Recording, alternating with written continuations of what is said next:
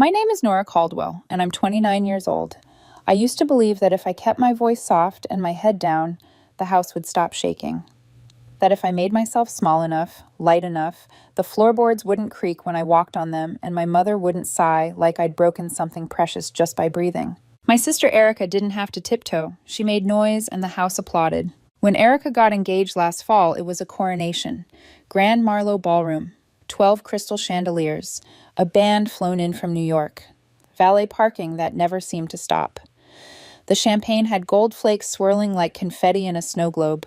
Her dress was designed by someone with a French name that lived in my mouth like a pebble. My father hired a private chef to design a menu that required a prologue. A Cartier bracelet appeared just because, followed by an engagement shoot in Aspen, where the snow looked edited and Erica didn't. Everyone clapped for my parents. They clapped for their taste, their generosity, their beautiful daughter. No one asked where the money came from. No one ever did. So when I told them I was going to propose to Ethan, my boyfriend of 5 years, the man who learned my silences like a language and held our life together with the quiet competence of a good carpenter, I expected something. A dinner. A toast. Maybe just an "I'm proud of you." Instead, my mother handed me a greeting card from the dollar store. Loose glitter stuck to my palms like a rash. Inside was a ring pop, sweating sugar in its plastic. "Don't mess this one up," she said, a smile that didn't touch her eyes. My father chuckled. Erica laughed so hard she almost baptized the table in mimosa. I stared at the candy like it might tell me where my spine went. I folded the card, slipped it into my coat pocket, said nothing. They had money. They spent it like water on Erica. They told themselves it was family money, our money. They never used the word mine when it referred to me. The thing about being the quiet one is people forget you're listening. They think you don't notice. But I notice everything. The way my mother's ring flashes when she signs papers she never reads. The way my father shrugs when numbers don't line up, like the math is rude for contradicting him. The way Erica's new handbags arrive in boxes addressed to consultant. I went home and opened my laptop. My grandfather's trust had my name on it. He left it to me with rules. I couldn't touch it until I turned 25. After that, every time catastrophe struck, medical bills, house repairs, Erica's tuition, my parents nodded toward it like a reservoir meant to keep their garden alive. I said yes so often my mouth forgot how to shape the word no. That night my fingers remembered. I logged into the account. The dashboard loaded with a hungry little spinning circle, and I actually heard my heartbeat. Permissions. Users. Access history. Every time my parents had dipped their cup into the lake, there was a ripple. I watched the surface still. Then I drained what remained into a locked investment fund with my name and my name only. I didn't tell Ethan yet. He was beside me on the couch, editing a resume for a junior on his team, brow furrowed, sleeves pushed up. His presence always made rooms feel more honest. At 12:07 a.m., my phone discovered the apocalypse. Erica. What did you do? Dad. Call me. Now. Mom. Nora. You are tearing this family apart over a misunderstanding. There were voicemails, too, the long, sticky kind. My mother did her wail whisper that makes her sound gentler than the words are. My father used short sentences, the way he does when he's already built the cage and now just needs you to step inside it. Ethan put his hand over mine. Breathe, he said. Then tell me. So I did. I told him everything. I told him about the ring pop and the Aspen photos and the way the trust was treated like an ATM with a family crest. I told him how tired I was of apologizing for being awake. He didn't interrupt. When I finished, he nodded once, like a judge who'd heard enough. Good, he said. About time. Across the room, our reflection hovered in the window like ghosts who had finally agreed to stop being haunted. At 8:03 a.m., my phone lit up with a contact I hadn't seen since last Christmas. Uncle Ray. My grandfather's younger brother, the only adult who ever looked at me like I'd already done something right. His voice came through calm as a metronome. Can you stop by my office this afternoon? He asked. I'd rather not talk about this on the phone. I had the absurd urge to apologize for the glitter on my hands. On the way to Ray's office, I replayed my grandfather's voice the way you play a favorite song you never thought you'd hear again. He'd once told me, sitting on the back steps with the dog snoring between us, that honor isn't something you inherit, it's something you reclaim. Paper trails don't lie, he'd added, eyes on the horizon. At the time, I thought he was talking about history. I didn't realize he was writing me an instruction manual. Ray's office felt like him. Orderly, minimal, honest wood. He didn't make small talk. A folder was already open on the desk when I walked in.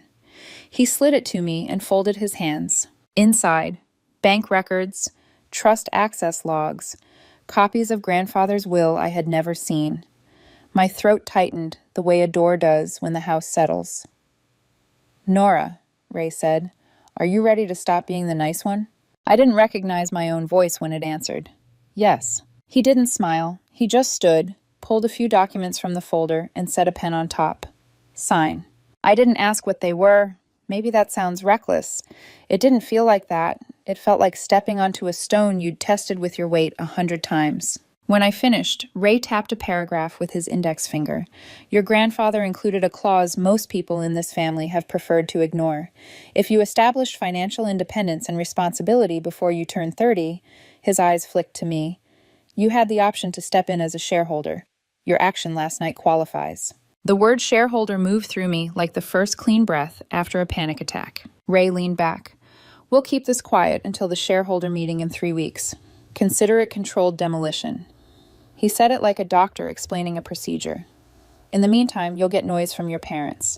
Some of it will be sentimental. Most of it will be tactical. Tactical, I repeated, thinking of my mother's softest voice stretched over the sharpest blade. His mouth tightened. They've been treating you like an ATM with a heartbeat. That ends now. I didn't realize I'd been holding my shoulders like armor until I let them drop. For a second, I felt weightless and then very, very heavy. When I left Ray's office, the sky had turned the gray of metal. My phone buzzed again, and I braced. But it wasn't my parents. It was a name I hadn't seen in years. Sloane, Ethan's ex-girlfriend. 2 messages, unreadable at a glance. I didn't open them. I didn't need to. I knew how ghosts behaved when you started living like you were alive. At home, Ethan was at the kitchen counter slicing lemons with unnecessary precision. He looked up, reading my face like a weather map. How bad? It's not bad, I said. It's beginning. I told him about Ray, about the clause, about the word shareholder settling somewhere behind my ribs like something that might grow if I let it. Ethan set the knife down and took my hands, thumbs tracing the glitter I still hadn't scrubbed off. Whatever comes, he said. We moved together. For the first time all day, I smiled without checking who was watching. That night, my mother tried a new weapon, the hallway performance. She came to our building and spoke just loud enough for neighbors to hear how I was breaking this family, how Erica never asked for more, how I should be ashamed for taking back what we all shared. She left with a dramatic exhale, and 30 minutes later, my aunt called to inform me that my parents had been telling people I'd stolen from my own trust, and that Ethan was controlling me. I recorded the voicemail, emailed it to Uncle Ray. He replied with 2 words, use this. At 12:17 a.m., my phone pinged again. This time I opened Sloane's messages. Heard there's chaos. If Ethan needs someone who understands him, you know where to find me. A second bubble appeared before I could respond. You're not built for this kind of family, Nora. Some women aren't. I deleted both messages and turned my phone face down on the table. I didn't mention them to Ethan. Not because I was afraid, because some things don't deserve oxygen. I lay awake and watched headlights crawl across the ceiling like slow lightning. The house felt quiet in a new way, like the pause before a verdict. I thought about grandfather's hand on my shoulder, about Uncle Ray's steady voice, about Ethan's thumb catching the last fleck of glitter. It wasn't the beginning of a fight. It was the beginning of a reckoning, and I wasn't the quiet one anymore. The next morning, I woke with the kind of clarity that feels like cold water. I brewed coffee, watched the steam lift, and made a list. Not a list of chores, a list of truths I would no longer negotiate with. My name is on the records. My grandfather was not sentimental about numbers. My parents know how to perform remorse, not repair it. Uncle Ray does not waste words. Ethan is my home. Ray's secretary ushered me in with a nod that landed like solidarity. The folder on his desk had multiplied overnight. Thin paper cuts of proof. He slid the top stack toward me and tapped the corner. Start here, he said. Consulting payments to Erica for projects that never existed. Company card charges classified as development travel that looked suspiciously like a honeymoon sampler. a boutique hotel in Capri, a watch purchased in Zurich on a weekend when our offices were closed, my mother's charity luncheon invoices coded as recruitment. The numbers had been dressed up in tidy outfits. The math did not care. Ray flipped to a ledger that tracked my trust access over the last 4 years. Each withdrawal was labeled with a reason that read like a fable: the roof leak no contractor could verify, the tax penalty that never appeared on a return, the tuition top-up for classes Erica never enrolled in. Next to every entry was a signature line: my father's initials, my mother's flourish. The audit trail was not an accusation. It was a confession. I waited for shame to stagger me. What came was something cleaner: relief. The story in my head had not been hysteria. It had been history. I want this on the record, I said. Not just in a drawer. It will be, Ray said. But first we build the spine. He pulled out a single-page memo written in my grandfather's blunt type. It summarized a clause most of the family had chosen to forget. If the designated beneficiary demonstrated independent financial stewardship before age 30, she had the right to join as a voting shareholder and to initiate governance safeguards in the event of misuse by existing officers. It was boilerplate with a pulse. You did what you needed to do, Ray said. That moves us from sentiment to structure. He handed me a pen.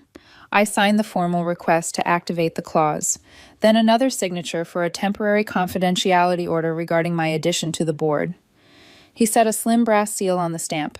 The click echoed like a gavel in a small courtroom. Timeline, I said. 3 weeks to the shareholder meeting, he said.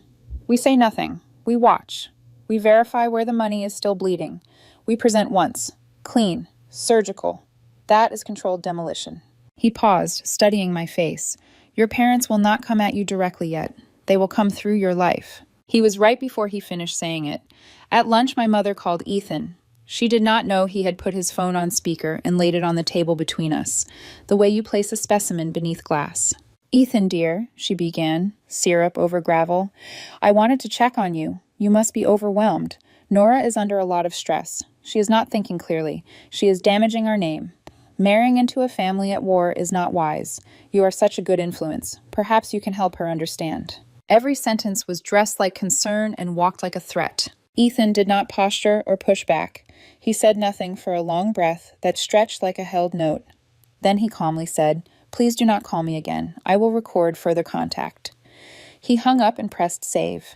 His eyes were steady, not triumphant. The file name was simple: Call from M. I sent the recording to Ray with a line that tasted like steel. Use this if needed. He replied within a minute. We will. By evening, my phone had turned into a stage again. Text that pinged between accusation and affection. My father sent a single line that he must have thought sounded like prophecy. You will regret this. Erica sent a selfie from a dress fitting. Silver sequins like fish scales captioned, Wish you were normal, LOL. It might have landed once. It did not now. I put the phone in a drawer and left it there. We cooked together to keep our hands busy. Lemon chicken, garlic on our fingers, rosemary in the air. I told Ethan the rest. The clause that had been sleeping in my grandfather's will, the signatures that woke it. He listened the way old trees listen to wind. When I finished, he rinsed his hands and leaned his hip against the counter. You are afraid of becoming what they say you are, he said. What do they say I am? I asked. Not because I did not know, but because hearing it stripped the costume. Ungrateful, he said, unstable, disloyal, difficult, a problem to be managed rather than a person to be honored. The words felt like a mirror pulled out of a lake, cold and clarifying. None of that is true, he added. The truth is simpler. You are a woman asking for rightful boundaries, and people who benefit from your lack of boundaries will call that betrayal. I wanted to memorize the sentence the way people memorize prayers. After dinner, I opened the drawer to put my phone to sleep for the night. A new name pulsed on the screen. Sloan. The message preview was a hook. Heard there is trouble. If Ethan needs someone who understands him, I am around. A second line arrived before the first finished loading. Not every man can thrive with a partner who brings chaos. It would have been easy to reply with heat. I did not. I took a screenshot. I archived it in a folder labeled Smoke. I told Ethan, because secrets rot the floorboards, and I am done with sinking houses. He read the messages. He did not roll his eyes or laugh. He only said, Thank you for telling me. Then he blocked her with the same tenderness he uses to close a door against a storm. Clean. Final. No speech. The quiet that followed felt like a promise kept. 2 days later, I stood in a small conference room with glass walls and the hum of a building that believes in itself. Ray introduced me to our counsel, a woman named Lena, with observant eyes and a mechanical pencil she tapped once when she was ready to be direct. "We will build a package," she said. "Bank statements, payroll anomalies, expense reports that do not reconcile, your mother's recorded call, your aunt's voicemail, the trust access logs. We will cross-reference every entry with vendor confirmations. We will interview the accountant who coded Erica's consultant hours. We will screen capture deletions. We will timeline the narrative so a jury could read it without sound." "This is not going to trial," Ray said. "It might not," Lena said, "but we prepare like it will." There was a moment when the room's air felt heavier, as if a storm had stepped inside. Not fear. Weather. A change that requires a coat you are glad to own. After the meeting, Lena handed me a thin binder with tabs. "Action items," she said, a phrase that once would have made me feel like an assistant. Now it felt like armor. I collected vendor names, old invoices, notes from my grandfather's files. I called a supplier who had stopped answering Erica's emails and listened to a sigh that lasted 6 seconds before words returned. He confirmed 3 trips labeled development were personal vacations. He was tired of pretending to be impressed. People reveal themselves when you stop telling them what you hope they will be. That night, my mother staged a new act, the neighbor monologue. Back in our hallway, her voice pitched for an audience behind doors. How I had always been difficult. How Erica never asked for more. How families share. How selfishness looks small in the mirror, but large at the table. When she left, the lights in the hall felt brighter, like they had been unimpressed. Aunt Marla called half an hour later and did not bother with introductions. "They told everyone you stole," she said. "They said Ethan is manipulating you. They said you are unstable. I told them I have known you since you stared at the wallpaper and counted tulips to calm down, and that was not instability. That was strategy." Her voice softened. "I am sorry I did not say more sooner. Sometimes an apology lands like a blanket. Sometimes it lands like a key. This felt like both." I sent Ray the hallway audio and the aunt's call. He filed each piece into a system that looked boring and was not. Then he sent me a single line. "Quiet is our friend until the meeting.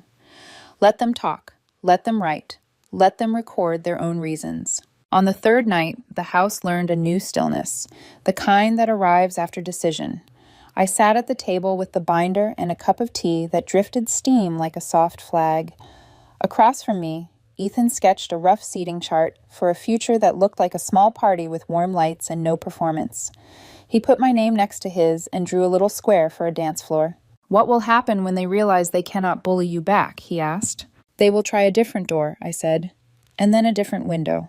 "And if everything stays loud?" he asked. "Then we rise above the noise," I said, "and we make our own music." He smiled, not at the metaphor, but at the decision. The next morning, the first official step clicked into place. A confidential notice circulated to the board that an additional voting member would be present at the upcoming meeting. No names included, no fanfare, just a line with legal weight.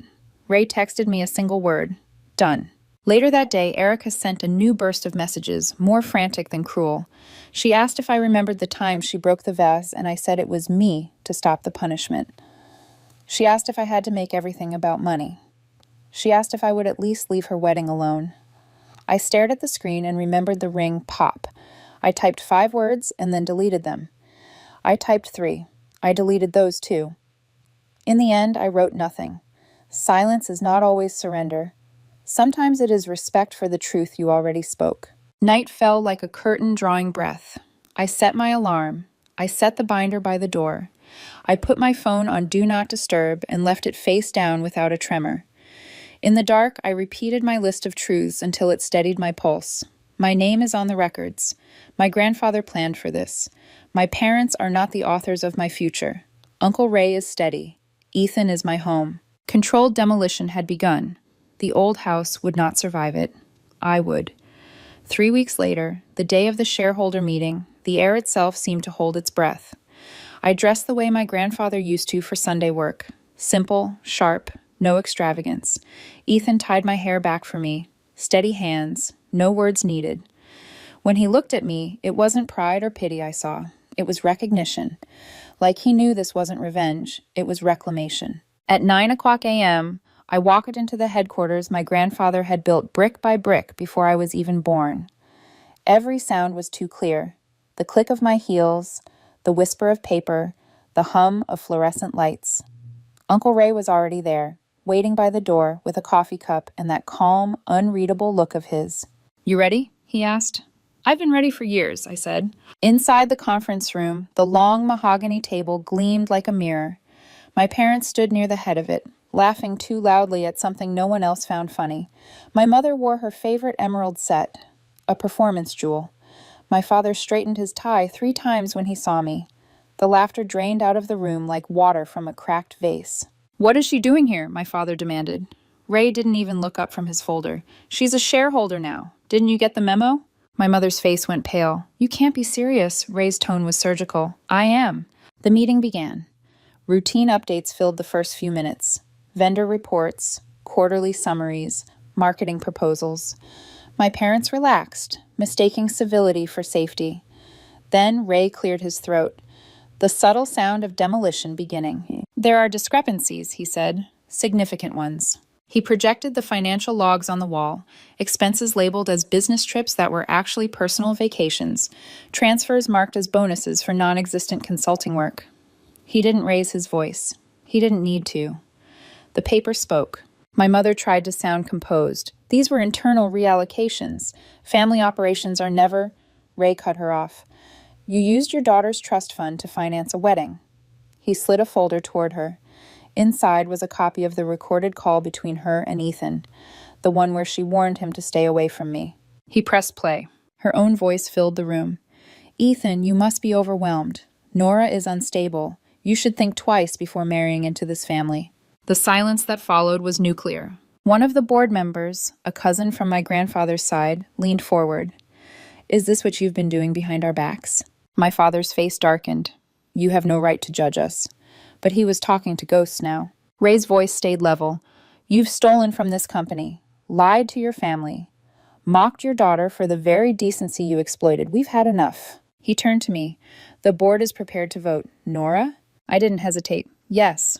The vote was unanimous. My parents were stripped of financial control. Erica's bloated salary was nullified. Every fraudulent expense retracted. When it was over, my mother stared at me as though I'd pulled the ground out from under her feet. My father said nothing. He just walked out, stiff, quiet, smaller than I'd ever seen him. Ray exhaled softly and handed me a folder. "Your turn," he said. "Start rebuilding." That night, I didn't celebrate. Ethan and I walked down by the harbor, the wind sharp with salt. He reached for my hand. "You did it," he said. "It doesn't feel like victory," I said. "It feels like breathing again." He smiled. "That's what freedom usually feels like." For a moment, I thought that was the end. But freedom, I was learning, always stirs the dust before it settles.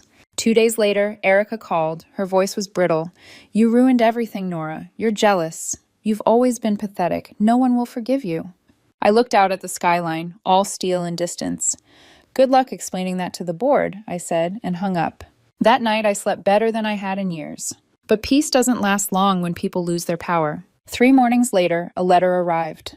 Hand-delivered, no return address.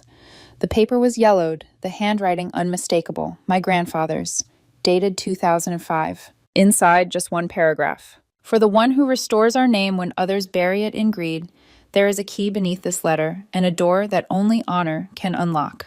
A small brass key was taped at the bottom, along with the name of a bank I'd never heard of. I drove straight to Uncle Ray's office. He read the letter twice, then leaned back, expression unreadable. "He planned this," he said quietly. "He knew what your parents would do." Ray made a phone call to an old contact in banking. Within hours, we were on the road, 2 hours north, to a quiet town with more memory than people. The old bank was now a law firm, its windows dusty but dignified. A receptionist led us to a back office, and within minutes, an archivist returned with a small lockbox wrapped in brown paper. Inside, documents, property deeds, and a flash drive. My grandfather had been quietly building a holding company, all in my name. Investments, partnerships, real estate. He'd been waiting for me to wake up. By the time we left that office, my hands were shaking. "This changes everything," I whispered. Ray nodded. "It always was yours. You just had to claim it." That night I told Ethan. He didn't look surprised. "He believed in you before you did," he said. "Now you just have to believe it too." But the wind was already changing again, because the moment I stepped into my grandfather's legacy, my parents decided to burn the rest. It began with a phone call from a number I didn't recognize. The woman on the other end introduced herself as a lawyer representing my parents. Her tone was polite, professional, almost gentle, the kind of calm that precedes chaos. "Ms. Caldwell," she said, "your parents are filing a civil claim. They allege that you manipulated an elderly relative into transferring company assets and coerced family members into changing legal documents." For a moment, I couldn't even speak. It wasn't shock. It was a strange, cold clarity.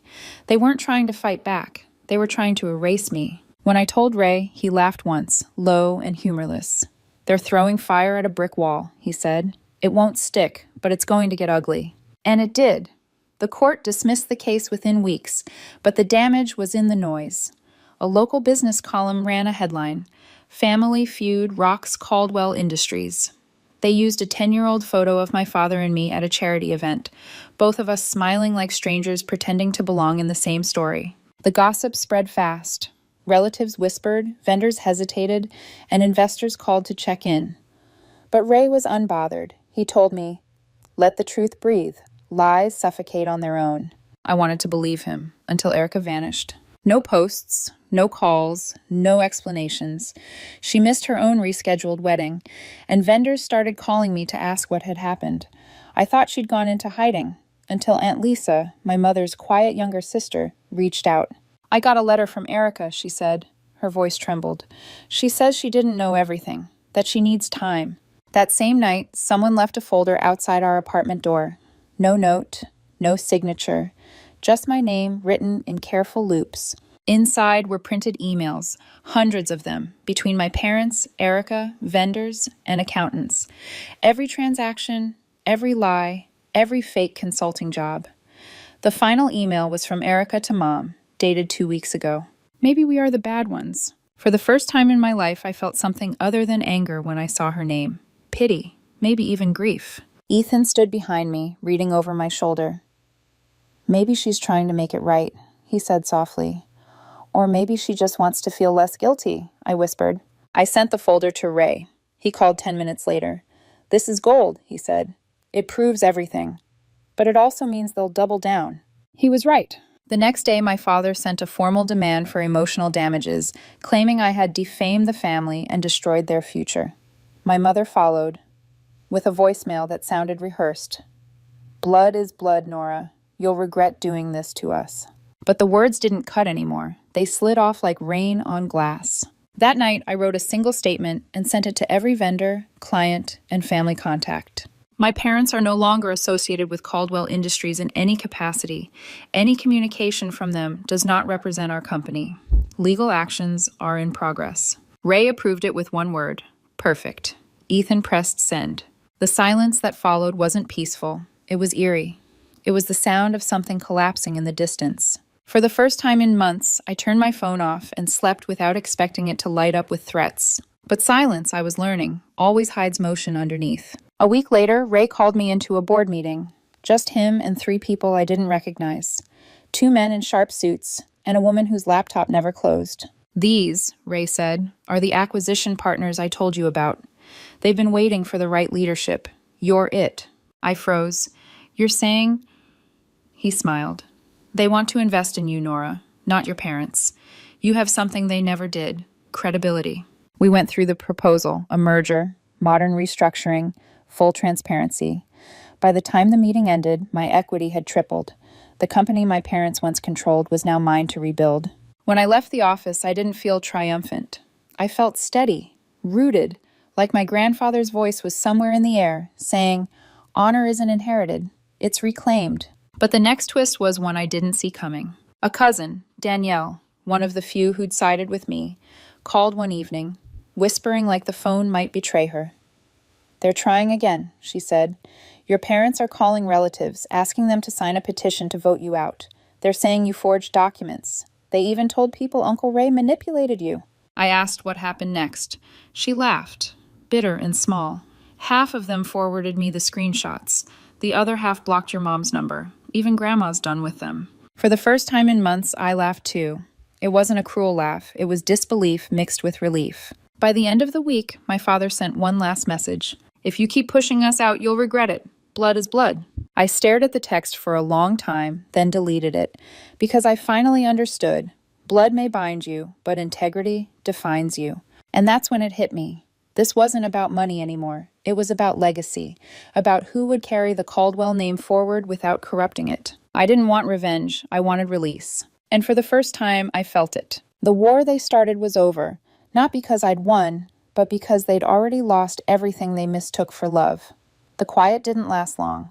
It never does when the ground shifts under people who've built their lives on control. 3 days later, a message from Ray appeared on my screen. "Come in, it's time." When I arrived at the office, he was sitting with a small team and a thick folder in front of him. He didn't need to explain what it was. I already knew. "This," he said, tapping the folder, "finalizes the separation. Your parents' signatures, credits, and legal affiliations will be removed from every company record, permanently." I sat down, eyes tracing the papers without reading them.